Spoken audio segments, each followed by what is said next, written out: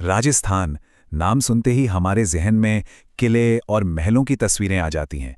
पर क्या आपको पता है कि यहाँ साहित्य की भी दो महान धाराएं बहती हैं? नाम है डिंगल और पिंगल। तो आज हम इन्हीं शैलियों और इनकी जड़ों में बसी बोलियों को थोड़ा करीब से जानने वाले हैं। तो पहला सवाल यही उठता है कि आखिर ये डिंगल और पिंगल हैं क्या? क्या ये सिर्फ दो शब्द हैं या फिर राजस्थान की आत्मा को समझने की कोई, कह सकते हैं, चाबी? चलिए मिलकर इस पहेली को सुलझाते हैं। तो देखिए, आज हम दो हिस्सों में बात करेंगे। पहले हम डिंगल और पिंगल शैलियों को समझेंगे और फिर हम उन बोलियों की तरफ बढ़ेंगे जहां से ये शैलियां निकली हैं, मतलब राजस्थानी बोलियों का वर्गीकरण।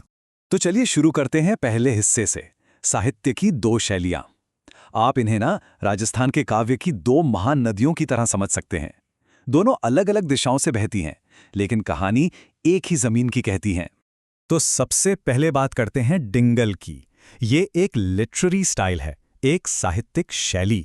और एक मजेदार बात बताऊं, इस डिंगल शब्द का सबसे पहला इस्तेमाल पता है कब हुआ? 1871 में। और इसे इस्तेमाल किया था कवि आसिया बांकीदास ने अपनी रचना कुकवी बत्तीसी में। अच्छा, तो इन दोनों में जो मेन डिफरेंस है वो समझते हैं। देखिए, एक तरफ है डिंगल। ये पश्चिमी राजस्थान का लिटरेरी फॉर्म है जो गुर्जरी बोली से निकला और जिसे ज्यादातर चारण कवियों ने इस्तेमाल किया। वहीं दूसरी तरफ है पिंगल, जो पूर्वी राजस्थानी और ब्रज भाषा का एक तरह का मिक्सचर है, और इसे अपनी रचनाओं का आधार बनाया भाट कवियों ने। अब जरा डिंगल को और गहराई से देखते हैं। डिंगल मतलब वीर रस की भाषा। इसकी पहचान ही है शौर्य, युद्ध और बलिदान की कहानियों से। इसमें वो गूंज है, वो जोश है, जिसे चारण कवियों ने अपनी कलम से राजाओं और योद्धाओं की वीर गाथाओं में हमेशा के लिए जिंदा कर दिया। अगर हम इसके कुछ उदाहरण देखें तो राजरूपक, अचलदास खीचरी वचनिका और हाँ, ढोला मारूरा दूहा, ये सब डिंगल साहित्य के कुछ बेहतरीन एग्जाम्पल्स हैं। इन रचनाओं को पढ़ने पर राजस्थान का वो जोश और तेवर साफ साफ महसूस होता है। तो एक तरफ जहां डिंगल में वीरता के हुंकार है, वहीं दूसरी तरफ पिंगल में आपको मिलेगी मिठास, कोमलता। ऐसा इसलिए क्योंकि इस पर ब्रज भाषा का गहरा असर दिखाई देता है। ये भाट कवियों की पसंदीदा शैली थी, जिसमें अक्सर भक्ति और प्रेम का रस घुला होता था।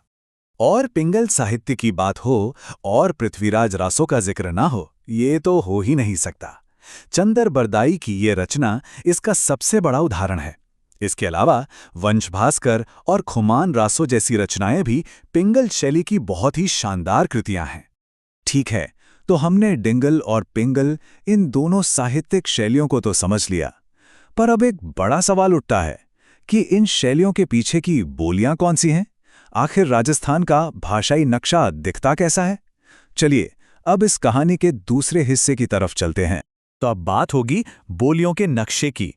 राजस्थान की जो लिंग्विस्टिक डाइवर्सिटी है, यानी भाषाई विविधता, उसे समझना अपने आप में एक बहुत ही दिलचस्प सफर है। तो सवाल यह है कि इतनी सारी बोलियों को, इस विविधता को समझा कैसे जाए? कई विद्वानों ने इसे एक सिस्टम में ढालने की कोशिश की है। उन्होंने राजस्थानी बोलियों को अलग अलग ग्रुप्स में बांटा है। तो चलिए देखते हैं कुछ मेन क्लासिफिकेशंस को। इस लिस्ट में सबसे पहला नाम आता है जॉर्ज अब्राहम ग्रियर्सन का। इनके हिसाब से राजस्थानी बोलियों को 5 मेन कैटेगरीज में बांटा जा सकता है। तो इनके 5 वर्ग कौन कौन से थे? देखिए, पश्चिमी राजस्थानी, जिसमें मारवाड़ी आती है, फिर उत्तरी पूर्वी यानी मेवाती, मध्य पूर्वी यानी ढूंढाड़ी, दक्षिणी पूर्वी यानी मालवी, और आखिर में दक्षिणी यानी निमाड़ी। तो आप देख सकते हैं ये एक तरह से ज्योग्राफी के हिसाब से बांटा गया था। ग्रियर्सन के बाद एक और बड़ा नाम है इटली के स्कॉलर एल.पी. टेसिटोरी का। इन्होंने 1914 से 1919 के बीच बीकानेर में रहकर चारण और भाट साहित्य की इतनी गहरी स्टडी की कि उसके आधार पर इन्होंने अपना एक अलग ही क्लासिफिकेशन दे दिया। टेसिटोरी का वर्गीकरण बहुत सीधा और सरल था।